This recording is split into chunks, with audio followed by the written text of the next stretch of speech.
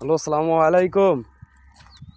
Hello, আসসালামু আলাইকুম। ওয়ালাইকুম সালাম। হ্যাঁ রহিম ভাই, কি অবস্থা? ভালো আছেন নি ভাই? হ্যাঁ, আছি আলহামদুলিল্লাহ ভালো ভাই। তো ভাই আপনি কি কাজ করতেছেন?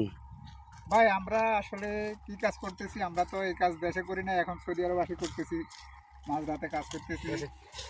মাঝরাতে কাজ করা মানে আসলে খারাপ না, কেউ খারাপ মনে করি না, এটা খারাপ না। এখানে নগদ টাকা পাওয়া যায়, যদি কষ্ট করে কষ্টর ফল পাওয়া যায়। একটা বাংলা কথা আছে, শ্রম দিলে মরণ পাওয়া যায়। তো এখন এখানে আমরা কষ্ট করতেছি, একটা সময় আল্লাহ যদি সবার কিসমতের ভাগ্যে দেয়, সৌদি আরবের ওই মাঝরাত থেকে হাজার হাজার কোটি টাকা আমাদের বাংলাদেশে রিজার্ভ হিসেবে যায়।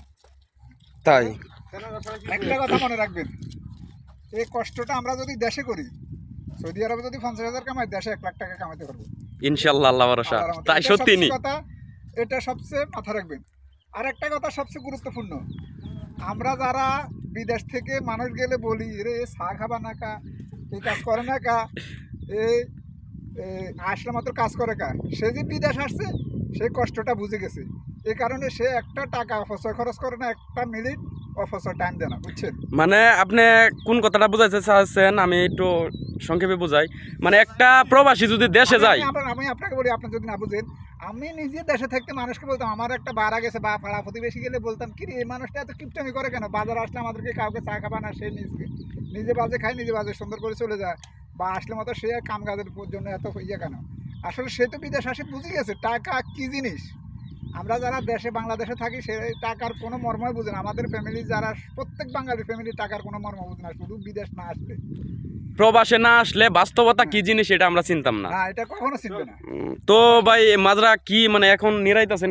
এটা হ্যাঁ, কি আমরা মানে এটা কি নিরাইতেছি। লাগাইছেন কিসের ছাড়া? আমরা এটা সাম্মাম লাগাইছি, এটা বাংলাদেশে হুডের মতো বলা হয়, বাংলাদেশে আছে এটা, এটাকে সাম্মাম বলা হয়। আমরা মরিচ লাগাইছি, এ, কফি লাগাইছি, খাস পাতা লাগাইছি, বেগুন লাগাইছি। আমাদের এখানে অনেক কিছু আছে, ভেন্ডি আছে। আমরা ইনশাল্লাহ একটা ব্যবসা নামছি, বিভিন্ন প্রকার সামান লাগাইছি, যেন একটাতে আল্লাহ যদি মুখ ফিরি না আছে আরেকটাতে চায়। এই কারণে বিভিন্ন প্রকার সামান লাগাইছি, যেন একটা রেট, সৌদি আরবের সবচেয়ে বড় কথা হলো বাংলাদেশের মতন হঠাৎ রেট উঠে হঠাৎ রেট নামে যায়। এই কারণে আমরা বিভিন্ন সামান লাগাইছি, যেন একটাতে না হলে একটাতে রেট পাওয়া যায়। তাই